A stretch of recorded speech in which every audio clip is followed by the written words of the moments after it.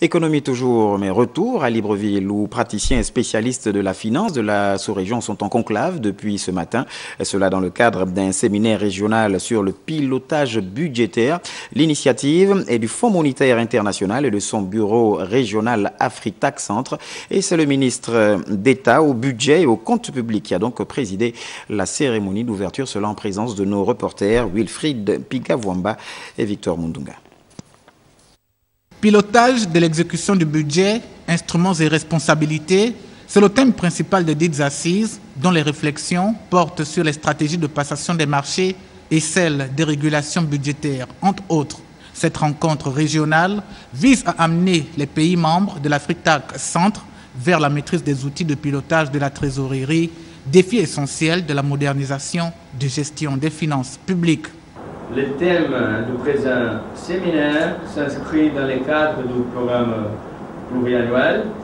Les grandes orientations de ces programmes s'articulent autour de la mise en œuvre des dispositions innovantes, d'une part des directives de la CEMAC, dont l'échéance de transposition est prévue pour le 31 décembre 2017 pour les pays de la CEMAC, et d'autre part du nouveau cadre de gestion des autres pays de l'Afrique centrale couvert par Afritac Centre.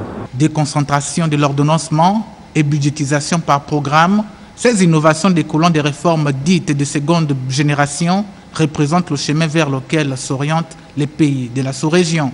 Le Gabon, grâce à la volonté constante de son Excellence Ali Bongo Ondimba, président de la République, chef de l'État, et à l'assistance technique du FMI et des autres partenaires techniques et financiers, à transposer les 6 directives du cadre harmonisé de gestion des finances publiques de la CEMAC depuis 2014, permettant ainsi le basculement de sa gestion publique en mode budget-programme dès le 1er janvier 2015.